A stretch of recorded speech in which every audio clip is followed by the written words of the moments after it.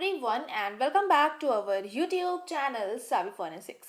So friends, आज के इस वीडियो में हम बात करने वाले हैं इंजरीज के फोर्थ पार्ट पर, जहां पर हम डिस्कस करने वाले हैं मैकेनिकल इंजरीज के जो फर्दर टाइप्स होते हैं उसमें से एक टाइप आता है आपका ब्रूज और कॉन्ट्यूजन।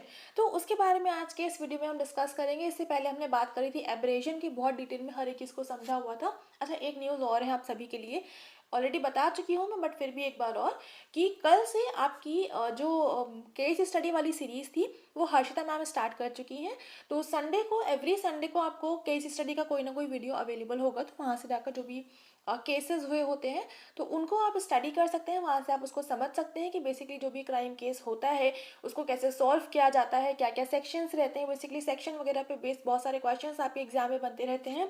तो जो रियल लाइफ केसेस रहते हैं काफ़ी हेल्प करते हैं आपको नेट के एग्जाम्स को के क्वेश्चंस को सॉल्व करने के लिए, और जो आपकी फोरेंसिक स्किल्स होती हैं उनको इन्हांस करने के लिए। तो काफ़ी इंपॉर्टेंट वो सीरीज़ रहेगी, तो उसको ज़रूर से जाकर देखिएगा। अभी यहाँ पर आ जाते हैं वापस। तो यहाँ पर हम पढ़ने वाले हैं ब्रूज और कॉन्ट्यूजन के बारे में, तो जल्दी से स्टार्ट कर लेते हैं। सबसे पहले अगर हम बात करें ब्रूज की, ब्रूज क्या होता है, तो ब्रूज बेसिकली एक तरह का स्किन के ऊपर ब्लूइश पर्पल डिस्कलरेशन होता है, या फिर कह सकते हैं हल्का सा स्वेलिंग आपको वहाँ पर देखने को मिलती है। जैसे कि इस इमेज में आप देख सकते हैं, यहाँ पर ये वाला जो पोर्शन है काफ़ी रेडिश है, ब्लूइश है, पर्पल सा कलर है कुछ इसका। और जो स्किन है उसमें एक्सटर्नल सरफेस पर कोई भी डैमेज नज़र नहीं आता है, लेकिन हाँ ये डिस्कलरेशन जो आपको नज़र आता है, और इसके साथ साथ में कुछ स्वेलिंग भी अवेलेबल होती है इस पर्टिकुलर एरिया में और इसके आसपास के एरिया में, तो वो कहलाता है आपका ब्रूज। अब यहीं पर अगर हम बात करें कॉन्ट्यूजन की, तो कॉन्ट्यूजन भी एक तरह का ब्रूज ही होता है, बट ये जितने भी तरह के आपके ऑर्गन्स होते हैं उनमें देखने को मिलता है। तो कॉन्ट्यूजन क्या है, जैसे कि आपकी मसल्स हो गई, लिवर हो गया, और जो इंटरनल ऑर्गन्स हो गए, तो उसमें जब ऐसा कुछ देखने को मिलता है उसको हम बोलते हैं कॉन्ट्यूजन। और जो आपको नॉर्मल स्किन की सरफेस पर कुछ ऐसा देखने को मिलेगा जो कि आपकी स्किन से इंटैक्ट होगा, उसको हम बोलेंगे ब्रूज। तो बेसिकली ब्रूज क्या है, bruise implies that the lesion is observe through the overlying intact skin as bluish purple discolouration and swelling of the involved area. तो उस पर्टिकुलर एरिया में आपको स्वेलिंग भी देखने को मिलेगी ब्लूइश पर्पल डिस्कलरेशन के साथ साथ। उसके अलावा कॉन्ट्यूजन क्या है, contusion is a bruise within an organ और tissues such as muscles, liver and all. तो जितने भी तरह के ऑर्गन्स होते हैं उनमें जब ब्रूज होगा, टिश्यूज में जब ब्रूज होगा, तो उसको हम बोलेंगे कॉन्ट्यूजन। तो कॉन्ट्यूजन बेसिकली एक ब्रूज के जैसा ही है, बट डिफरेंस क्या है कि जब हम किसी ऑर्गन में बात करेंगे कि ऑर्गन में कुछ ऐसा देखने को मिल रहा है, टिश्यूज में कुछ ऐसा देखने को मिल रहा है, तो उसके लिए हम टर्म यूज करेंगे कॉन्ट्यूजन। स्किन से इंटैक्ट कुछ होगा तो उसके लिए टर्म हम यूज करेंगे ब्रूज। अब यहाँ पर जो इंजरीज होती हैं, ये जो बेसिकली ब्रूज हो रहा है, कॉन्ट्यूशन हो रहा है, तो जितने भी तरह के ब्लंट फोर्स ऑब्जेक्ट होते हैं, ब्लंट फोर्स ऑब्जेक्ट की वजह से होने वाला इंजरी जो रहती है उसको हम बोलते हैं ब्रूज। बेसिकली इससे पहले हमने कई बार जब हमने क्लासिफिकेशन पढ़ा था इंजरीज का, तो वहाँ पर हमने बात करी थी ब्लंट फोर्स इंजरीज के बारे में, कि जो इंजरीज होती है उसको तीन तरह से क्लासीफाई करते हैं। पहला तो हो गया ब्लंट फोर्स, दूसरा हो गया शार्प फोर्स, और तीसरा हो गया फायर आर्म इंजरीज। तो ब्लंट फोर्स को हमने फर्दर क्लासीफाई किया था, उसमें से पहला था आपका एब्रेजन, और सेकेंड नंबर पे आता है ब्रूज और कॉन्ट्यूजन, और थर्ड आता है आपका लेसरेशन। तो आपका ब्रूज और कॉन्ट्यूजन जो है एक तरह का आपका ब्लंट फोर्स इंजरी ही है। तो जितने भी तरह के ब्लंट फोर्स के लिए वेपन्स हम यूज करेंगे तो वो आपके उससे कॉज होने वाली इंजरी जो है वो कहलाएगी आपकी ब्रूज या फिर कॉन्ट्यूजन। ठीक है, आगे अगर हम बात करें कि जो आपका ब्रूज रहता है या फिर कॉन्ट्यूजन होता है, इसको भी फर्दर हम अलग अलग टाइप्स में क्लासीफाई करते हैं। अब ये क्लासिफिकेशन किस बेसिस पर है कि कितना डीपली या फिर कितना सुपरफिशियली जो भी ब्रूज कॉज हुआ है वो है। तो यहाँ पर सबसे पहला आ जाता है इंट्राडर्मल ब्रूज। इंट्राडर्मल ब्रूज क्या होता है, ये बेसिकली जो आपकी सब एपिडर्मल लेयर होती है, सब एपिडर्मल लेयर पे या उसके आसपास के एरिया में जब भी हमको इस तरह का कुछ भी ब्रूज देखने को मिलेगा तो उसको हम बोलेंगे intradermal bruise, and it is made by impact with a patterned object and haemorrhage is sharply defined. तो यहाँ पर कोई भी तरह का जब पैटर्न ऑब्जेक्ट होगा उसकी वजह से कुछ फोर्स अप्लाई हुआ होगा, और उस पर्टिकुलर साइट पर जहाँ पर भी ब्रूज कॉज हो रहा है वहाँ पर हैमरेज भी बहुत ही क्लियरली आपको दिखाई देगा, और ये जो ब्रूज होगा ये कहाँ पर होगा, जो सब एपिडर्मल लेयर होती है, बेसिकली जो स्किन की लेयर्स होती हैं वो फर्दर क्लासिफाइड होती हैं डर्मिस और एपिडर्मिस में। तो जो एपिडर्मल लेयर होती है उसमें उसका एक फर्दर क्लासिफिकेशन रहता है, तो उसका एक टाइप आता है सब एपिडर्मल लेयर। तो उस लेयर में जब होगा तो उसको हम बोलेंगे इंट्राडर्मल ब्रूज। आगे चलते हैं, नेक्स्ट है यहाँ पर आपका सबक्यूटेनियस ब्रूज। तो जब जो ब्रूज है वो क्यूटेनियस टिश्यूज में कॉज हो रहा है, सब क्यूटेनियस टिश्यूज में कॉज हो रहा है, यूजुअली जो भी फैटी लेयर्स होती हैं उसमें जब ऐसा कुछ देखने को मिलता है तो उसको हम बोलते हैं सब क्यूटेनियस ब्रूज। और इसकी जो एजेस होते हैं वो ब्लर होते हैं, मतलब क्लियर आउटलाइनिंग आपको नजर नहीं आएगी, वो हल्की सी ब्लरी सी लाइन होती है। और सबक्यूटेनियस टिश्यूज में ऐसा कुछ देखने को मिलता है। और यूजुअली सबक्यूटेनियस टिश्यूज बेसिकली क्या है, फैटी जो लेयर होती है उसी में होता है।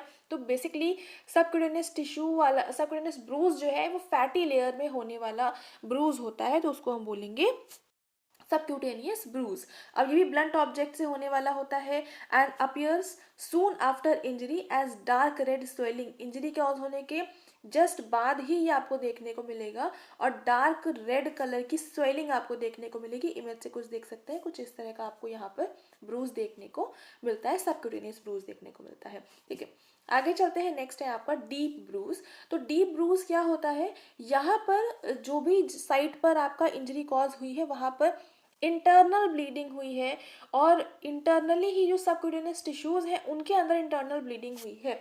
और ये जो रहता है 1 से 2 दिन के बाद में अपीयर होता है सरफेस के ऊपर, इसीलिए इसको हम डिलेड ब्रूज भी बोलते हैं, डिलेड ब्रूजिंग भी बोलते हैं।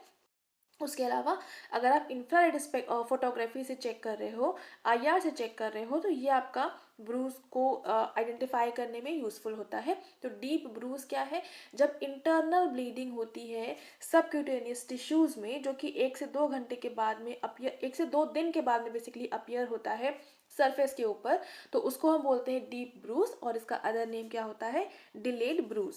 तो यहाँ से आप देख सकते हैं इस डायग्राम से, इस इमेज से, कि जो डीप ब्रूज होता है वो किस तरह से देखने को मिलता है। बेसिकली लेयर से एक एक करके जब हम अंदर जाते जाते हैं, जैसे कि मान के चलिए ये एक स्किन है, ये इसकी एक्सटर्नल सरफेस है, ये इसकी इंटरनल सरफेस है। अब इसमें कई सारी लेयर्स होती हैं, तो पहली लेयर हो गई, उसमें जब ब्रूज कॉज हुआ तो हल्का सा होगा, जब अंदर तक होगा तो डैमेज थोड़ा ज़्यादा हुआ, एक अगली लेयर में पहुंचे तो और ज़्यादा हो गया। तो इसी तरह से अलग अलग लेयर्स होती हैं स्किन की, तो उसमें जिस जिस लेयर में आपका कॉज होता जाता है उसी के नाम पर उस ब्रूज का नाम रख दिया गया। जैसे कि स्किन की एक लेयर होती है सब एपिडर्मल, तो जब उसमें कॉज होगा इंजरी तो उसको हम बोल देंगे सब एपिडर्मल या फिर इंट्राडर्मल ब्रूज। सबक्यूटेनियस टिश्यू वाली लेयर में कॉज हुआ है तो उसको हम बोल देंगे सबक्यूटेनियस ब्रूज। अब उसके भी अंदर कॉज हुआ है या फिर उस पर्टिकुलर लेयर में बहुत ही ज़्यादा डैमेज हो गया है तो उसको हम बोल देंगे डीप ब्रूज। तो बेसिकली यही आपका थोड़ा सा डिफ्रेंसिएशन रहता है इसमें।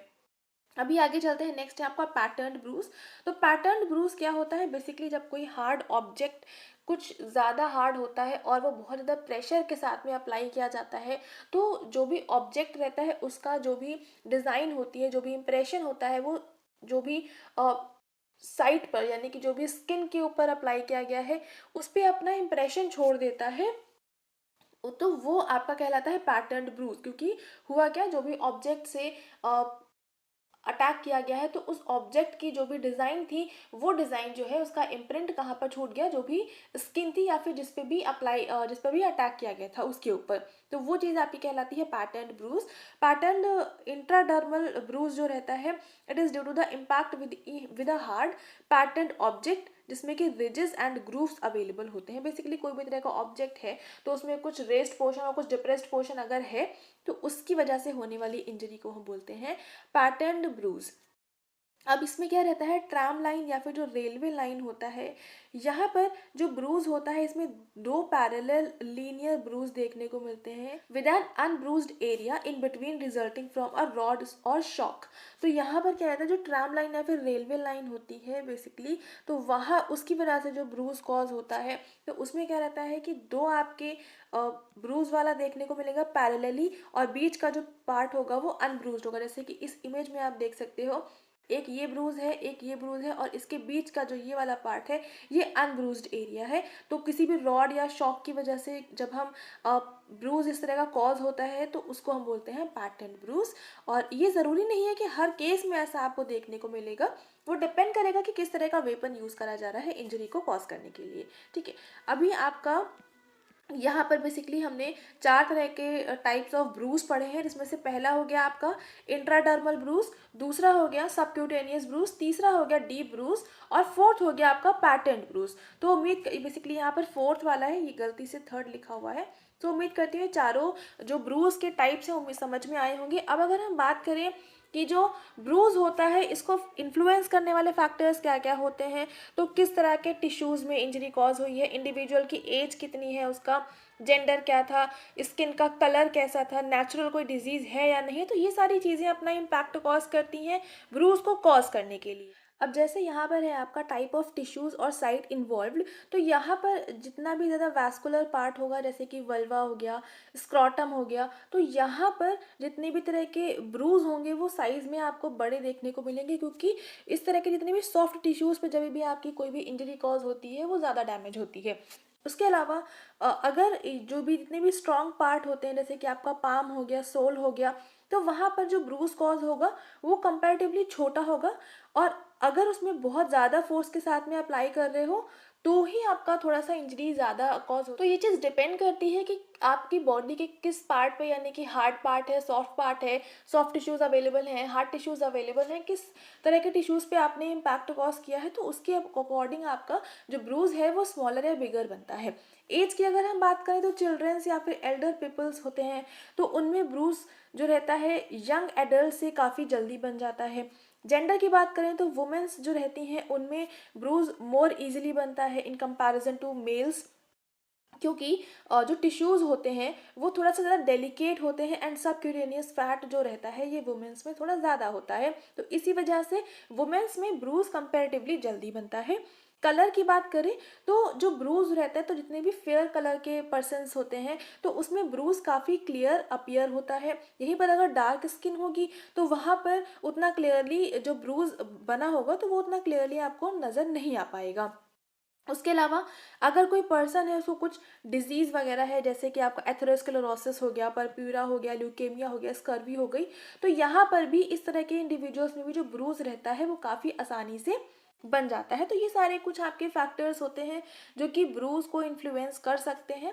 उसके अलावा अगर हम बात करें कि एजिंग अगर हमको पता करनी है कि जो ब्रूज हुआ है वो कितने टाइम पहले हुआ होगा, कितने टाइम बाद में हुआ है, उसको कैसे आइडेंटिफाई करेंगे, तो उसके लिए अगर फ्रेश ब्रूज है तो वो आपका रेड या फिर ऑक्सीजनेटेड ब्लड वहाँ पर आपको अपीयर होगा।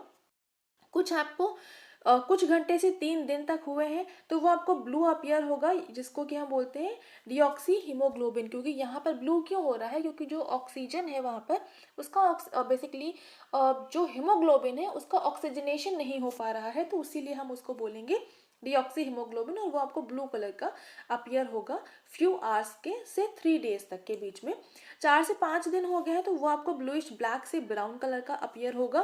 5 से 6 दिन में ग्रीन, एंड 2 हफ्ते में ये आपका पूरी तरह से नॉर्मल हो जाएगा। तो ये जो आपकी साइकिल रहती है कि पहले आपको बिल्कुल रेड या फिर ऑक्सीजनेटेड दिखाई देगा, then blue, red, blue, bluish black to brown, green, and then normal. तो इस साइकिल से ही आपका जो ब्रूज रहती है उसकी एजिंग हम फाइंड आउट कर सकते हैं कि कितने कितने टाइम पर यह अपना कलर जो है चेंज करता है। ठीक है, तो ये चीज़ याद करना काफ़ी इंपॉर्टेंट हो जाता है, तो इस चार्ट को ज़रूर से आप लोग याद कर लीजिएगा। आगे चलते हैं। अगर हम बात करें कि जो आपका एंटीमॉर्टम ब्रूज है या पोस्टमॉर्टम ब्रूज है तो इसको हम कैसे डिफरेंशिएट करेंगे। उम्मीद करती हूँ एंटीमॉर्टम और पोस्टमॉर्टम का मतलब पता होगा आपको, तो आप लोग मुझे कमेंट सेक्शन में बताएंगे कि एंटीमॉर्टम ब्रूज और पोस्टमॉर्टम ब्रूज होता क्या है, ये आप लोग मुझे बताएंगे। अभी इसको डिफरेंशिएट कैसे करना है वो बात कर लेते हैं। तो अगर एंटीमॉर्टम ब्रूज है तो वहाँ पर आपको स्वेलिंग देखने को मिलेगी, बट पोस्टमॉर्टम में नहीं देखने को मिलेगी। क्यों होता है ऐसा, क्योंकि एंटीमॉर्टम ब्रूज में क्या है कि जो इंडिविजुअल है वो जिंदा है, उसकी डेथ अभी नहीं हुई है, और जो इंडिविजुअल है उसके बॉडी के अंदर के जितने भी ऑर्गन्स होते हैं वो प्रॉपरली काम कर रहे हैं, तो उसमें स्वेलिंग आपकी देखने को मिलेगी। बट पोस्टमॉर्टम में क्या है, जो आपके बॉडी है वो डेथ हो चुकी है उसकी, और उसके अंदर कोई भी तरह का कह सकते हैं कि ऑर्गन्स काम नहीं कर रहे हैं, तो वहाँ पर कोई भी तरह का चेंज चेंज ही नहीं हो पाएगा, तो इसलिए वहाँ पर स्वेलिंग नहीं मिलेगी। जो एपिथेलियम होगी वो डैमेज होगी in case of antemortem, but postmortem bruise में वो उसमें किसी भी तरह का एपिथेलियम में डैमेज देखने को नहीं मिलेगा। उसके अलावा एक्स्ट्रावेसेशन ऑफ ब्लड, तो ये आपका एंटीमॉर्टम में प्रेजेंट होगा एंड पोस्टमॉर्टम में एब्सेंट होगा। अपीयरेंस की बात करें तो एंटीमॉर्टम ब्रूज में जो ब्रूज होगा वो थोड़ा सा ज़्यादा क्लियरली आपको नज़र आएगा, बहुत ज़्यादा मार्क्ड होगा, बहुत क्लियरली आपको दिखेगा विक्टिम्स में। और पोस्टमॉर्टम की बात करें तो वहाँ पर ये थोड़ा सा कम अपीयर होगा, लेस मार्क्ड होगा। अगर यहीं पर बात करें कलर चेंज की, जैसे कि मैंने एजिंग की बात करी कि जैसे जैसे आपका टाइम बीतता जाता है तो ब्रूज में चेंजेस आपको कलर में देखने को मिलते हैं। तो यहीं पर जो एंटीमॉर्टम ब्रूज रहता है वहाँ पर कलर चेंज तो आपको नजर आएगा, बट पोस्टमॉर्टम चेंजेस में यूनिफॉर्मिटी रहेगी कलर में, कोई भी तरह का कलर चेंज आपको नजर नहीं आएगा। क्यों नहीं आएगा? वही रीजन है कि जो भी इंडिविजुअल था डेथ हो चुकी है, तो प्रॉपरली उसकी जो इतने भी ऑर्गन्स हैं वो काम नहीं कर रहे हैं, तो कोई भी उसमें चेंज नहीं हो पाएगा। ठीक है, तो ये आपका हो गया एंटीमॉर्टम और पोस्टमॉर्टम ब्रूज में क्या डिफरेंस रहता है। ये बेसिकली मैं वही चीज़ इंक्लूड कर रही हूँ जो इम्पॉर्टेंट है, तो हर एक चीज़ को पढ़ना ज़रूरी है, कोई भी चीज़ को आप स्किप नहीं कर सकते हैं यहाँ से। ठीक है, अभी आगे चलते हैं और बेसिकली ये लास्ट है जो आपका हम पढ़ रहे हैं, कॉन्ट्यूजन पढ़ रहे हैं, ब्रूज पढ़ रहे हैं, तो ये हम क्यों पढ़ रहे हैं। आपका फोरेंसिक साइंस के एस्पेक्ट से अगर हम बात करें तो क्यों रेलिवेंट है, इससे हम क्या आइडेंटिफाई कर सकते हैं, यही पता होना ज़रूरी है सबसे ज़्यादा। क्योंकि हम पढ़ रहे हैं फोरेंसिक साइंस में, तो फोरेंसिक साइंस में पढ़ने का मतलब यही होता है कि हम तभी पढ़ रहे हैं जब हम उसकी हेल्प से कुछ ना कुछ किसी भी क्राइम से रिलेटेड कुछ लिंक हम आइडेंटिफाई कर पाएँ। तो ब्रूज पढ़ने का मतलब क्या है, तो वो यहाँ पर देख लेते हैं। तो ब्रूज जो रहता है कंपैरेटिवली कम इसका इम्पोर्टेंस रहता है अगर हम बात करें अब्रेजन से कंपैरिजन की। अब्रेजन और ब्रूज में जो ज़्यादा इम्पोर्टेंस रहती है वो एब्रेजन की होती है और ब्रूज की कंपैरेटिवली कम होती है, क्योंकि उससे उतनी सारी चीज़ें हम आइडेंटिफाई नहीं कर सकते हैं, बट फिर भी जो चीज़ आइडेंटिफाई कर सकते हैं उसके लिए हम ज़रूर से इसको पढ़ेंगे। तो यहाँ पर कलर चेंज से हम और जो भी इंजरी कॉज हुई है वो कितने टाइम पहले कितने दिन तक की हो चुकी है उसको हम आइडेंटिफाई कर सकते हैं। तो यहाँ पर क्या होता है कि जो भी इंजरी हुई है वो कितनी ज़्यादा सीरियस है, कितनी ज़्यादा सीवियर है, कितना लेस सीवियर है, तो इसको आइडेंटिफाई करने के लिए भी हम जो ब्रूज रहता है उसको हम स्टडी करते हैं, उसका हम एग्जामिनेशन करते हैं। पैटर्न ब्रूज है तो उस कंडीशन में किस तरह का वेपन यूज़ हुआ होगा हम उसको भी पता कर सकते हैं। और यहीं पर जो कैरेक्टर है, जो मैनर है इंजरी कॉज करने का, उसको भी हम आइडेंटिफाई कर सकते हैं। क्योंकि जितनी भी सारी चीज़ें अभी तक हम ब्रूज के बारे में पढ़ के आए कि किस किस टाइप का होता है, उसके अलावा इसकी एजिंग कैसे करते हैं, इसको हम डिफ्रेंशिएट कैसे करेंगे पोस्टमॉर्टम और एंटीमॉर्टम को, तो ये सारी चीज़ों के बेस पर ही हम ये सब कुछ आइडेंटिफाई कर सकते हैं। ठीक है, तो जब हम कोई भी चीज़ को पढ़ते हैं उम्मीद करती हूँ वहाँ से आप लोग लिंक कर सकते हैं इस चीज़ को कि अगर हम इसको पढ़ रहे हैं तो इससे हम क्या क्या चीज़ आइडेंटिफाई कर सकते हैं। ठीक है, कैसे कैसे करेंगे वो हम वही चीज़ जो हम पढ़ते आए हैं उसी में वही चीज़ का एग्जामिनेशन करते हुए हम सारी चीज़ों को आइडेंटिफाई करते हैं। उम्मीद करती हूँ यहाँ तक आपको पूरा ब्रूज और कॉन्ट्यूजन क्लियरली समझ में आ गया होगा। बट फिर भी कहीं कोई डाउट रह जाता है, कोई क्वेश्चन है, कोई क्वेरी है, तो आप लोग व्हाट्सएप पे पूछ सकते हैं। बाकी इसी वीडियो के कमेंट सेक्शन में लिख देंगे तो भी आपको उसका रिस्पॉन्स मिल जाएगा। उसके अलावा हमारा फेसबुक और इंस्टाग्राम ज़रूर से ज्वाइन कर लीजिएगा, बहुत अच्छा कंटेंट अवेलेबल है, तो एक बार विजिट ज़रूर से करिएगा। उसके अलावा टेलीग्राम पर ज़रूर से विजिट करिएगा, सारी PDF जितनी भी रहती हैं, जितनी भी लेटेस्ट इन्फॉर्मेशन रहती है वो सारी आपको यहीं पर मिलती है। उसके अलावा जो वेबसाइट है यहाँ पर विजिट करना मस्ट है। क्यों? क्योंकि बहुत सारे क्वेश्चंस हैं, बहुत सारे आर्टिकल्स हैं, बहुत सारे यहाँ पर केस स्टडीज़ हैं जो कि आपकी फोरेंसिक साइंस को स्टडी करने में आपको बहुत ज़्यादा हेल्प करेंगे, तो एक बार विजिट ज़रूर से करके देखिएगा। उसके अलावा नीचे हमारा जो व्हाट्सएप नंबर है वो लिखा हुआ है और जो हमारी वेबसाइट है वो भी लिखी हुई है, तो यहाँ पर आप लोग कोई भी क्वेश्चन, कोई भी क्वेरी रेज कर सकते हैं, कोई सजेशन देना चाहते हैं तो भी आप लोग बता सकते हैं। ठीक है, बाकी वीडियो पसंद आ रहा है तो लाइक ज़रूर से कर दीजिएगा और अपने फ्रेंड्स के साथ में शेयर कर दीजिएगा ताकि उन तक भी क्वालिटी कंटेंट पहुंच सके।